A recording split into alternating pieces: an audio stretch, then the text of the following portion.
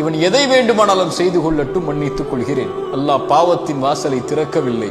அல்லாஹ் சொல்ல வருவது, ரசூலுல்லாஹ் சொல்வதுடைய கருத்து, எத்துணை முறை பாவம் செய்தாலும் நீ செல்ல வேண்டிய இடம் உன் ரப்பு மன்னிப்பானா? நீ செய்த பாவத்தை அல்லாஹ் மன்னிப்பான். குல் யா இபாதியல்லதீன அஸ்ரஃபு அலா அன்ஃபுஸிஹிம், குர்ஆனுடைய மகத்துவமிக்க வசனம் அது. வரம்பு மீறி பாவம் செய்த, சுப்ஹானல்லாஹ், என் பாவிகளை என்று அல்லாஹ் அழைக்கவில்லை.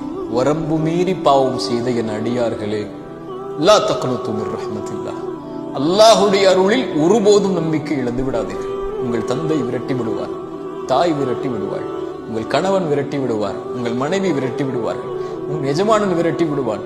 ஆனால் உன் ரப்பு எத்தனை முறை பாவம் செய்தவனிடத்திலே சென்றாலும் பாவம் என்று உணர்ந்து விட்டால், அதை வருந்தி விட்டால், இன்னல்லாஹ் யக்ஃபிரு ذுனூப ஜமீஅன், அல்லாஹ்விற்கு அது என்ன பாவம், மலையளவா, உலகமளவா, கடுகளவா, அல்லாஹ் மன்னிப்பான்.